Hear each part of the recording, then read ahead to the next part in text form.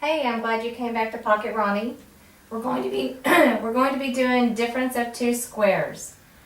Difference of two squares only has two terms. We're going to be factoring difference of two squares. And the difference of two squares only has two terms. It's not a trinomial, it's just a binomial. I'm going to show you a quick, easy way how you can remember that this is called the difference of two squares. The word difference is just another word for subtraction. If I have 5 cookies and you have 3 cookies, the difference of the cookies is 2. So difference is just another word for subtraction. So all of these problems of difference of two squares will have a subtraction sign in them. Also, the reason it's called difference of two squares, each of these is a perfect square. The square root of x squared is x. The square root of 16 is 4. So this is why it's called the difference of two squares. These are both perfect squares. The way we factor these is really very simple. So you're already going to factor into 2 parentheses. If you take the square root of x squared, that is x. And if you take the square root of 16, that's 4, and that will be your last number. And then, so your parentheses look exactly the same, except one has a minus sign and one has a plus sign. And that's exactly how you factor a difference of two squares. When we check it, go back to multiply it out and check, and you will see why there is no middle term. So if we FOIL it to check, x times x is x squared.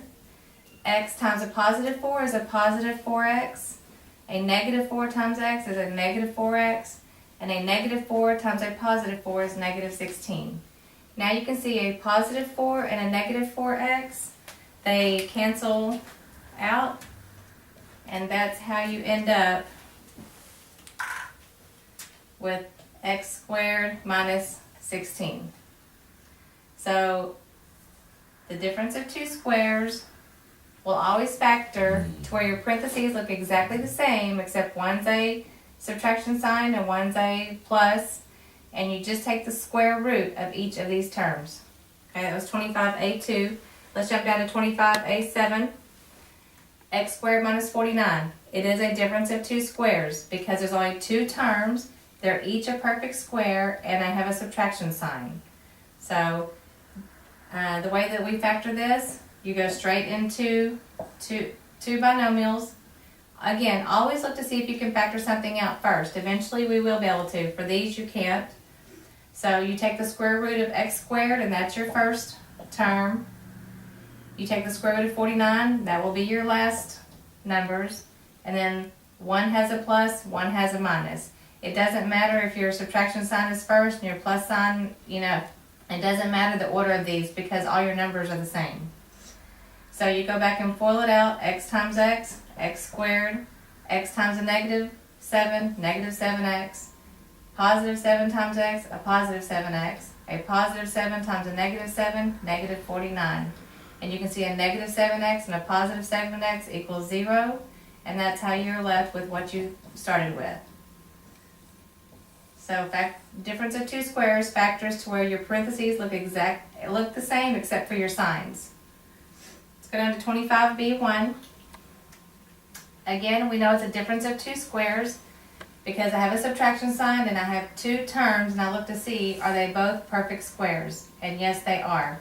On a side note, you cannot factor x squared plus 1 the same as you do with a subtraction sign. We do not do sum of two squares. We can only factor difference of two squares. So this subtraction sign is very important. Okay?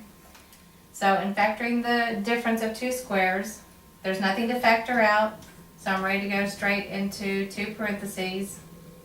So take the square root of x squared, x, square root of 1 is just 1 because 1 times 1 equals 1. 1's a plus sign, 1's a minus sign. Then we can go back and check it. X times x squared, x times negative 1, negative 1x, a positive 1 times x, positive 1x, positive 1 times a negative 1, negative 1. And you can see my middle terms cancel out, and I'm left with x squared minus 1. Let's jump down to 25b4. A squared minus B squared. It's the difference of two squares because I have a subtraction sign, and then I ask myself, can I take the square root of this term? Yes. Can I take the square root of this term? Yes. So it works the same way as having numbers, it's just letters. I can't factor anything out of these, so I'm ready to go straight to two parentheses. The square root of A squared is just A. The square root of B squared is just B. And then one's a plus, one's a minus. You go back and multiply it out. A times A is A squared. A times a negative B. When you do A times B, that's just AB, but a positive times a negative is a negative. The way we write A times B is AB. A positive B times A is a positive BA. A positive B times a negative B is a negative B squared. AB is the same thing as BA because multiplication is commutative. So I can rewrite this as AB. AB is the same thing as BA since multiplication is commutative. And a negative AB and a positive AB, I have negative one of these and a positive one of these, so these cancel. And I'm left with A squared minus B squared, which is what I started with. Okay, we're at 25b7, y squared minus x squared. Again, I know this is a difference of two squares because I have a subtraction sign. I can take the square root of this term and I can take the square root of this term. So, difference of two squares, I can't factor anything out. So, I can go straight to two parentheses. So, I'll take the square root of y squared, which is just y. So the square root of this one becomes my first number. The square root of the last one becomes my last numbers. The square root of x squared is x. And then difference of two squares factors to where one is positive, one's negative. So go back to FOIL it to check. Y times y squared. Y times a negative x is a negative yx. A positive x times a positive y is a positive xy. Positive x times a negative x squared. I can rewrite this as a negative xy. Yx is the same thing as xy since multiplication is commutative. And so a negative one of these and a positive one of these is 0. So therefore I'm just left with my y minus x squared. Don't forget your negative in front of your last term. The sign in front of the number goes with the number. Okay, look at 25b10. So 4x squared minus 4y squared. Always look to see if you can factor anything out first. So can I factor something out first? Yes, I can factor out a 4. So I factor out my 4 first, and I'm left with an x squared minus y squared. And now I can factor my difference of two squares. So there's my 4, and still factor your difference of two squares. The square root of x squared, x. The square root of y squared, y. One's a plus, one's a minus. FOIL your parentheses first.